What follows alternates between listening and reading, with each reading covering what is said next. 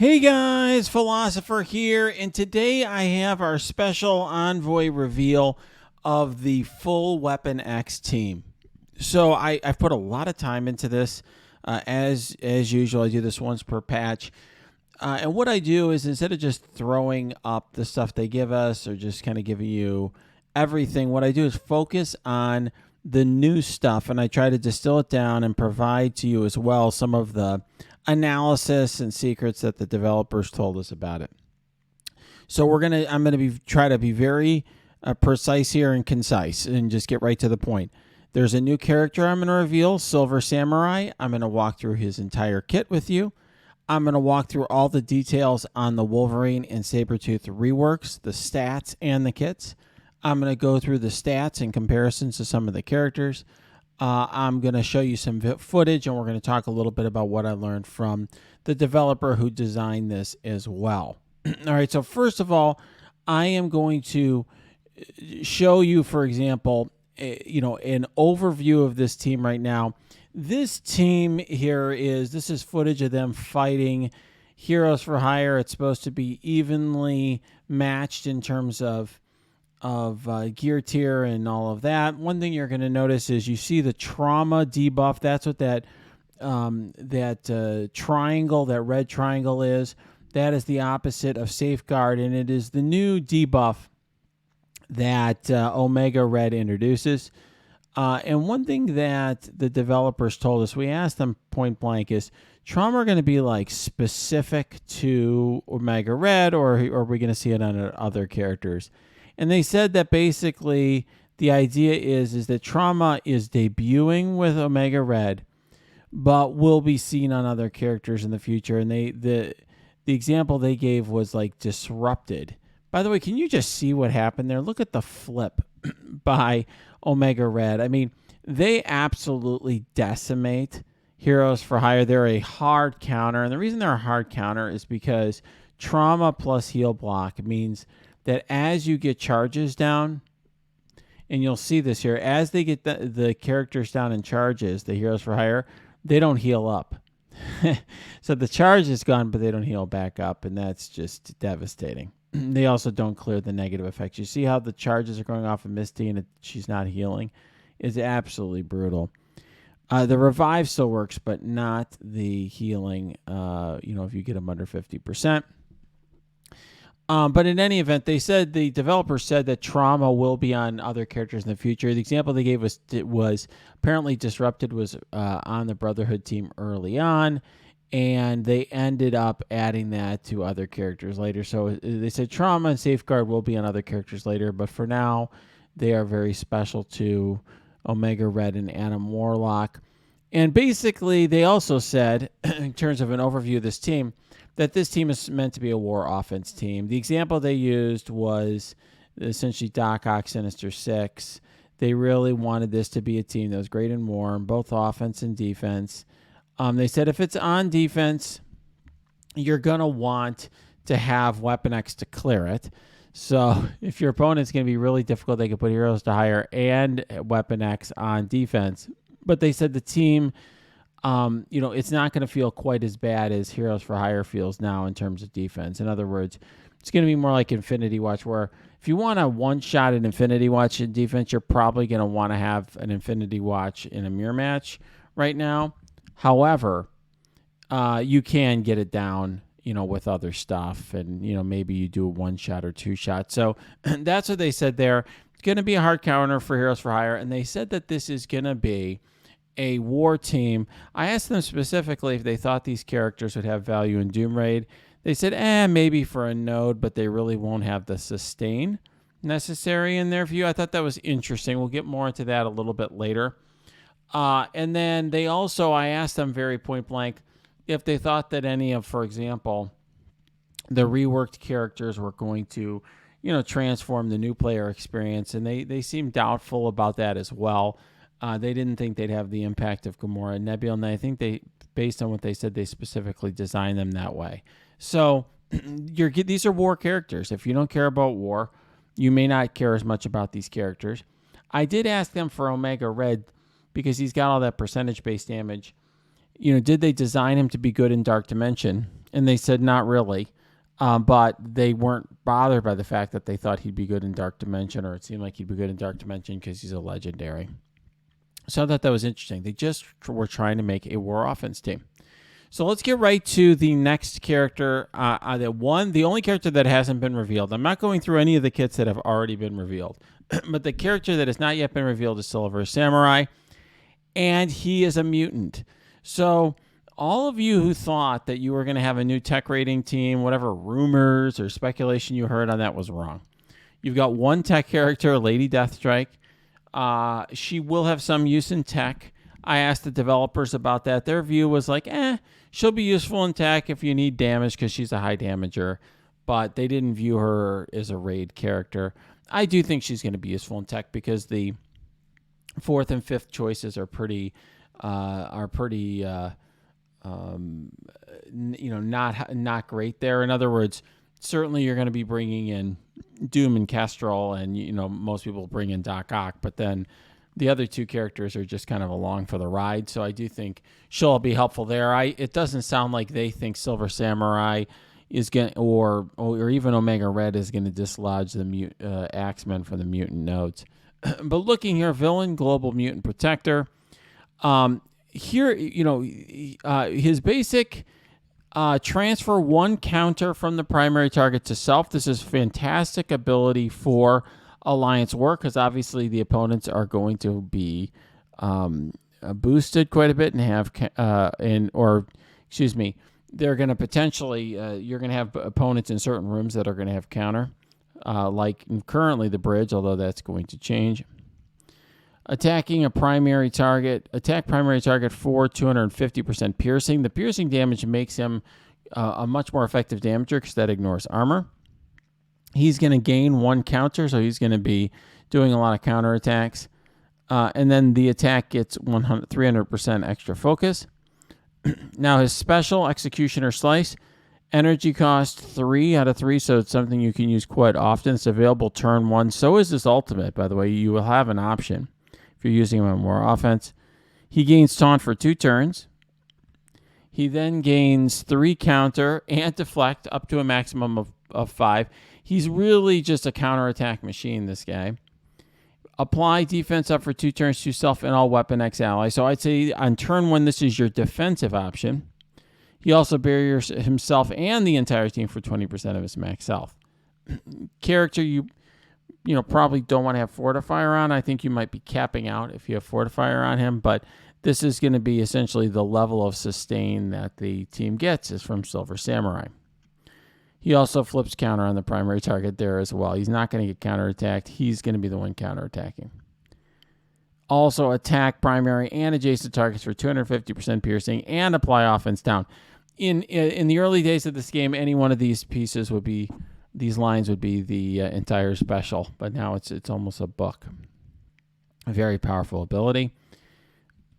Ultimate Bushido Barrage, also available turn 1. Attack primary target for 200% piercing. Once again, all this piercing damage ignores armor. Very, very powerful. Apply stun on turn 1. Turn 1 stun that used to be very rare. Now it's commonplace. If charged, the charge mechanic is going to be very, very important for this character. It's really the special thing this character's got going for it. So if charged, bonus attack primary target for 200% piercing. So you'll have an extra attack, and then plus 1 bonus attack for each charge up to a maximum of 5 bonus attacks, then remove charge. So this character has a charge mechanic. I'll show you in the passive how he builds up and loses charges. But that's what this character is really all about. It's his gimmick. If you've got 5 charges, this is going to be a devastating attack, right? It's going to be, 5 bonus attacks at 200% piercing. That's 1,000 extra piercing damage. So it's 1,200% piercing. It's going to basically one-shot anything, I would assume. Absolute massive attack. But so the question is, how do you avoid charges, or how do you, on your end, if you're controlling the team, how do you build up charges? The other side, how do you avoid them, right? You get 1,000% extra focus in case this attack wasn't OP enough. Characters killed by this attack can't be revived. Also really good for against heroes for hire, and just good in general, obviously. This is the sort of thing that's going to give this character a long shelf life.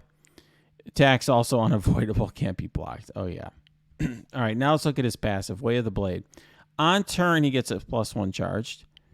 But then if he has charge and he's not stunned and his negative effects, you remove 1 negative effect from the character from each charge, and then and 1 charge for each negative effect cleared. So here's the thing.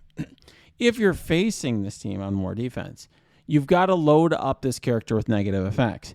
He's going to clear them all, but you're going to remove charges. That's the way, other than using Silver Surfer, who of course removes charges, to remove charges from this character.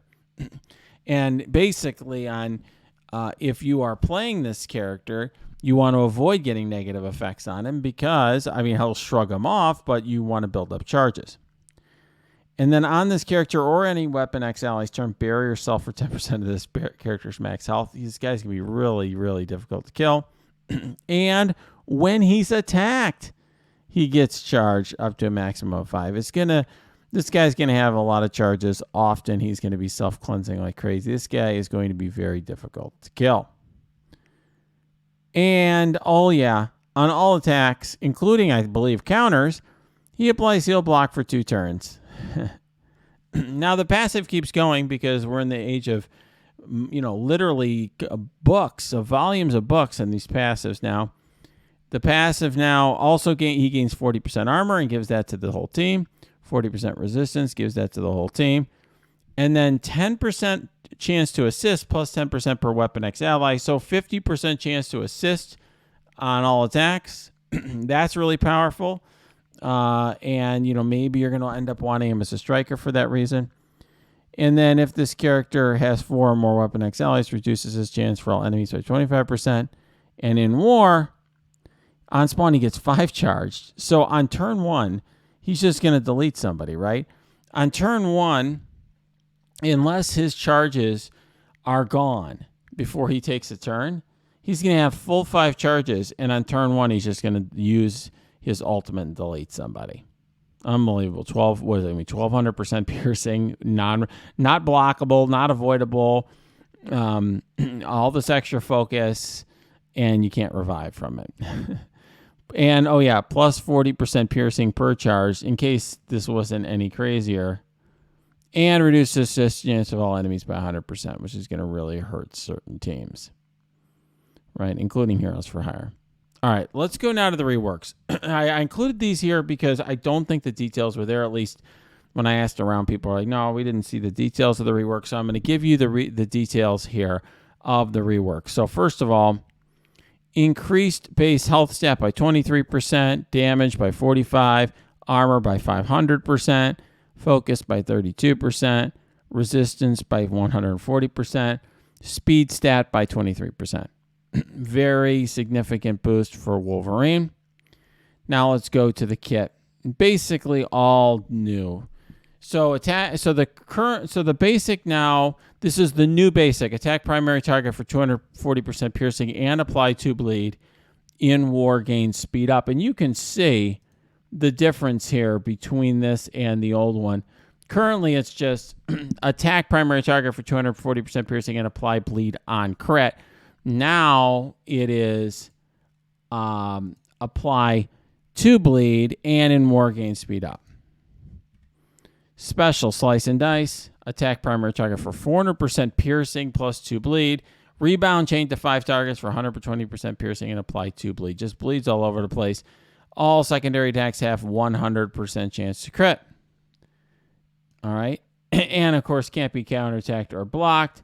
If you look once again on the existing one here, it is not nearly, it's only applying bleed on crit, for example, not nearly as powerful. If you go back here, you'll see instead of 4 targets, it's 5 targets. Instead of chain, it's rebound chain. Instead of apply bleed on crit, it's apply 2 bleed. All these 100% chance to crit, is just, it's not conditional on having an X-Men ally, not counterattacked or blocked as new. It's just, it's really, it's much better than what we've had in the past. Okay. Very significant change there. Ultimate Primal Berserker. If the character's max health is below 50%, gain offense up for 2 turns.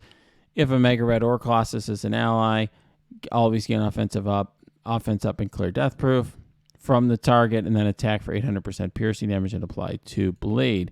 Unavoidable and can't be blocked. This is another one that very, very much improved, right? If you look at his current one, not much here. This is really, not nearly as good if you compare that to the new one. Okay. All right. Now, we're going to go to the Sabretooth rework. And the Sabretooth rework, I'm sorry. I have not, I need to go now to the passive here. Sorry about that. Passive, healing factor on turn, heal for 20%. Dropping below 60% health, gain offense up into death proof. On death, 5% chance to revive with 50% max health. If you have an X-Men, another 5%. And then if it's a Weapon X ally, another 5%. While under 50% health, gain 100% block chance, which is big. Plus 5% speed per Uncanny X-Men or Weapon X allied. Whoops. So now if we compare that, for example, to this one, you'll see, this is not much, right? You don't have that 100% block chance, and you don't get the speed, for example, with Weapon X. So it makes him work with the Weapon X team and all of that as well. All right. Now let's go to the Sabretooth rework. Sabretooth is very much improved as well. I mean, I think it'll help all players, even if they're just going to continue using him, for example, on a Marauders team. But he's substantially improved here. 53% more health, 56% more damage, 140% more armor, 33% more focus, 140% resist stat, 15% more speed. All right, basic. Attack primary target for 340% damage and flip defense up. In war, apply offense down and 500% extra focus. You compare that to the current one, it's just 340% damage. Very significant. The special Thrash, attack primary target for 460% damage and 80% piercing and apply offense down, and attack adjacent targets and apply offense down. And same thing, if Omega is an ally, it does an additional 80% piercing and it can't be blocked. If you look at the current one, it's just nothing. It's just by comparison. It does a little extra if the guy's taunt, but it's just not nearly as powerful. Okay. Ultimate Blood Rush, attack primary target for 380% damage and apply bleed for 2 turns. And then, rebound chain to 5 or to 6 targets for 330% damage and apply bleed for 2 turns. If a Mega Red's an ally, apply disrupt to each hero protector target with 1,000% extra focus. That's like Luke Cage. Can't be blocked or counter attacked. Okay, if you look at the current version, it's just not nearly as good. It's just attack a target, bleed for a couple turns, and that sort of thing. All right. Now, passive, Feral Healing. On turn, heal for 15%. When he drops below 60% health, gain 2 death proof, 2 deflect, and gain 5% damage per Brotherhood mutant or Weapon X ally. Makes it work in this team. If Sinister or Omega Red's an ally, gain 20% crit chance. In war, on spawn, if Wolverine is present, fill speed bar by 20%. That's going to make him go early. That's a big boost, huge boost. In war, 25% chance to assist on non-attack abilities. They did not make him get those assists on this team. It's only with the Marauders. Okay, now if you just look very quickly, here you can just see it's much less on the current one. I'm not going to walk through it, but a lot less stuff on the current passer. So much better.